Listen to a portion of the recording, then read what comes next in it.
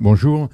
Je me suis demandé, en fait, j'étais très honoré d'avoir été invité à parler devant vous, mais je me suis demandé quelle idée saugrenue avait traversé l'esprit des organisateurs d'inviter quelqu'un qui est le patron de Match ou d'Europe 1, c'est-à-dire de quelque chose qui doit vous paraître un monde préhistorique et dont d'ailleurs témoigne ma cravate.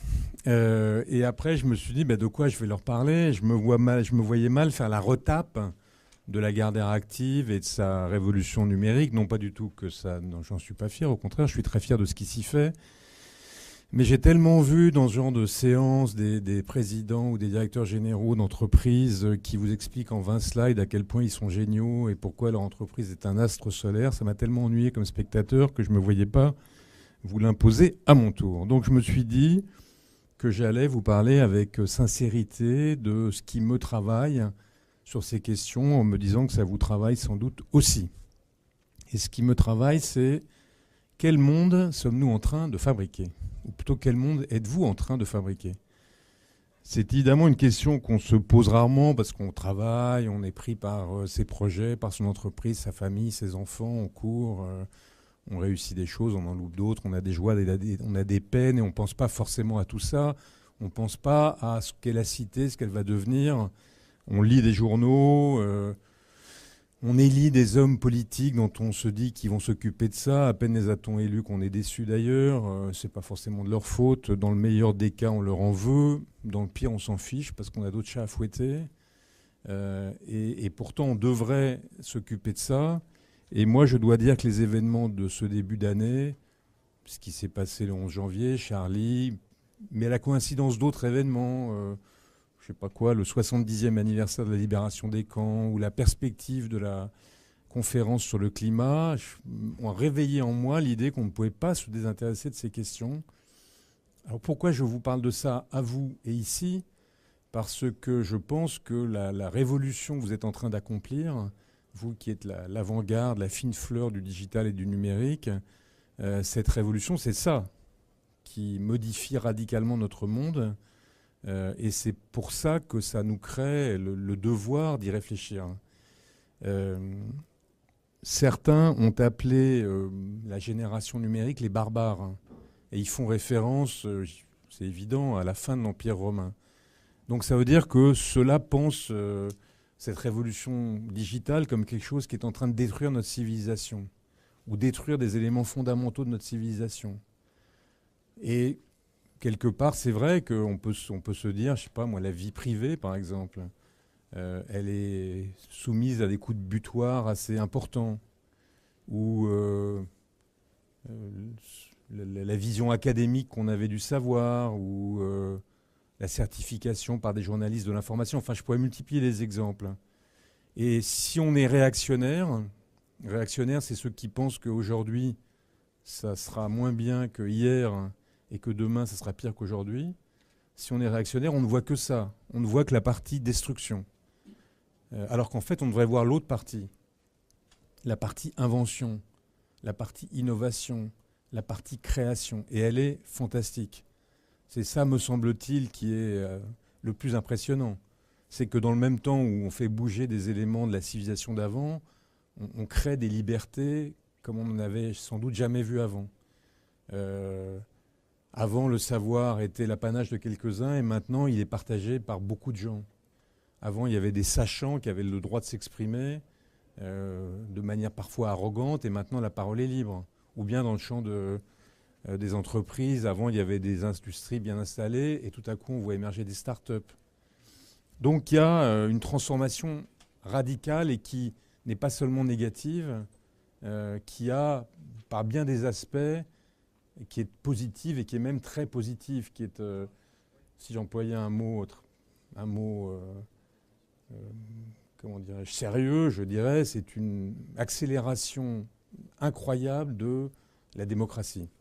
Si, je pense que les historiens, quand ils se pencheront sur nous, enfin, sur la période qu'on traverse, diront il y a eu 1789, l'invention des droits de l'homme, il y a eu autour de 1848 le droit des peuples à disposer d'eux-mêmes, et il y a eu 1983, l'invention du protocole Internet qui a accéléré dans des conditions absolument incroyables tout ça.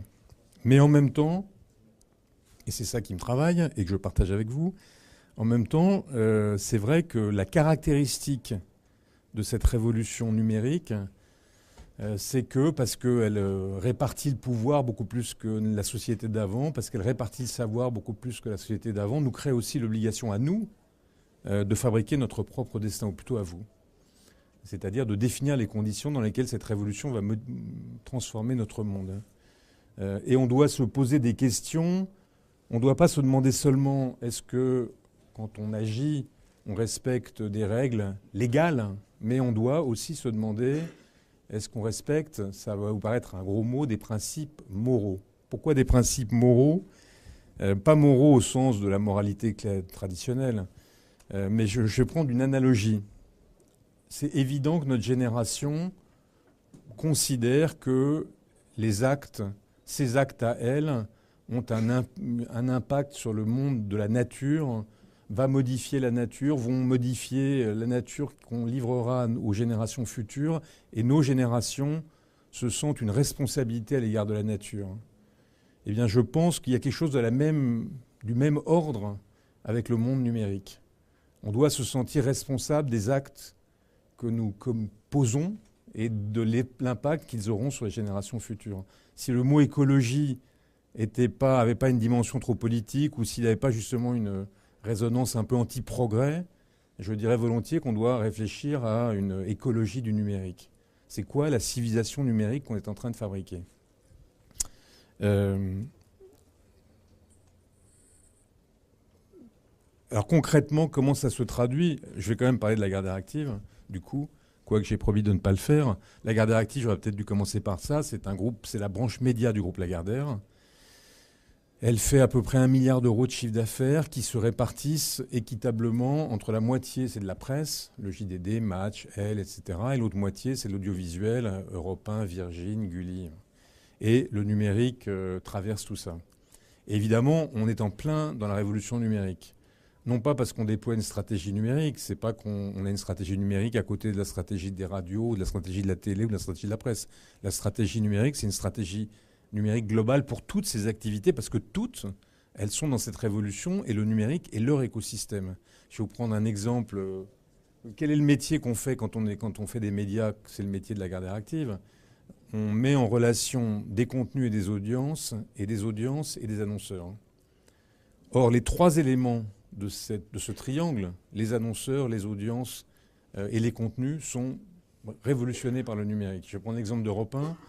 On avait avant des audiences qui étaient sur la FM ou sur les grandes ondes. Et évidemment, maintenant, ces audiences, on y a accès à travers les PC, les mobiles, les applis. Avant, elles étaient linéaires. Maintenant, elles sont sur des podcasts. Avant, elles n'étaient diffusées que par nous. Maintenant, elles sont propagées par les réseaux sociaux.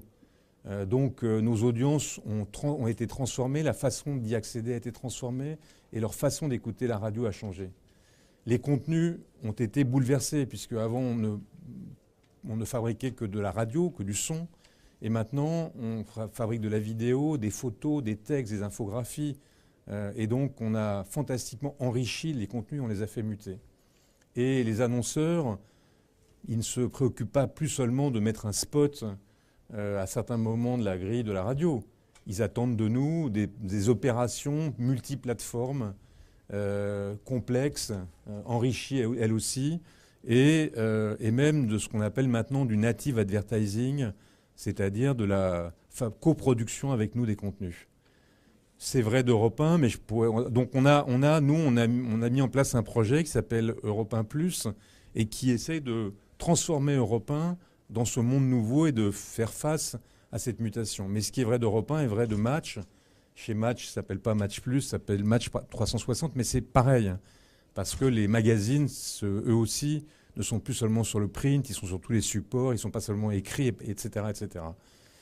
Et vous voyez bien que cette mutation-là, elle fait voler en éclats l'ancien monde. Toutes nos règles traditionnelles sont en train de voler en éclats. Quand un journaliste fait en même temps de la radio, mais à son propre compte Twitter, quand à côté des contenus, on fait du e-commerce, quand on coproduit des contenus avec des annonceurs, enfin tout ça, ça fait voler en éclats toutes les barrières du monde ancien. Et donc, comment on réagit à ça, voler en... La partie positive, fantastique de cette révolution, c'est l'enrichissement de nos contenus. Et la partie qui revient à la question que je me posais, qu'est-ce qu'on est en train de fabriquer, c'est les règles anciennes qui volent en éclats. Donc comment on doit faire face à ça? C'est quoi l'exercice de cette responsabilité dont je parlais? Eh bien, c'est qu'on essaie de mener de front deux choses qui peuvent paraître étranges. La première, c'est de pousser à fond la révolution technologique. Et la seconde, c'est d'avoir parallèlement à ça une réflexion de nature déontologique. Déontologique, étymologiquement, ça veut dire l'attitude à avoir, ce qu'on doit faire. Donc on va mettre en chantier une réflexion avec nos éditeurs, avec nos régies publicitaires, avec nos journalistes sur c'est quoi nos droits et c'est quoi nos devoirs pour faire en sorte que les valeurs auxquelles on est attaché tiennent bon dans un univers beaucoup plus souple, beaucoup plus riche, beaucoup plus libre que par le passé. Alors quand je dis déontologique, ça fait peut-être un peu vieillot ou ringard, et moi je crois que c'est très moderne. Alors évidemment, si on le dit en anglais, ça fait beaucoup plus chic. Les Anglais, ils appellent ça soft law. C'est-à-dire, en gros, ils disent c'est des règles de conduite que la société se donne à elle-même plutôt que des lois qu'on leur impose de l'extérieur comme avant. C'est une forme d'autogestion de la société. Elle s'auto-organise. Et c'est ça qu'on va faire nous. Et je crois que d'une certaine manière, c'est le symbole de ce qui va se faire à peu près partout. Voilà, donc si je devais conclure, je suis dans mes 10 minutes, non? Oui, à peu près. Si je devrais conclure, je dirais que ce qui me frappe le plus, moi, dans la révolution numérique, c'est qu'on est en train de changer de monde, évidemment pour des raisons technologiques, mais beaucoup plus que ça. On est en train de passer d'un monde dans lequel,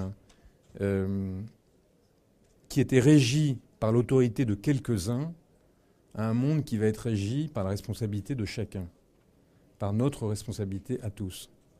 On passe des lois qu'on nous imposait d'en haut aux règles de conduite qu'on va se donner nous-mêmes.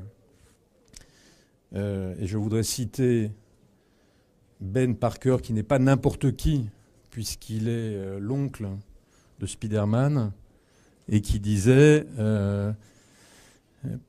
plus vous avez de liberté, plus grandes sont votre pouvoir, pardon. Plus grand est votre pouvoir et plus grande est votre responsabilité.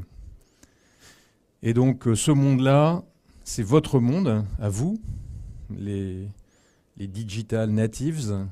C'est le monde que vous fabriquez. C'est un monde fantastique de liberté, mais en même temps, c'est un monde qui est très exigeant du point de vue de la responsabilité que chacun d'entre vous exerce.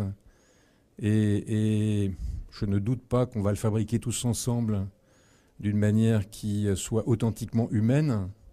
Et en tout cas, nous, Lagardère Active, on est heureux d'entrer dans votre monde et on vous remercie de nous y accueillir. Voilà, merci à vous.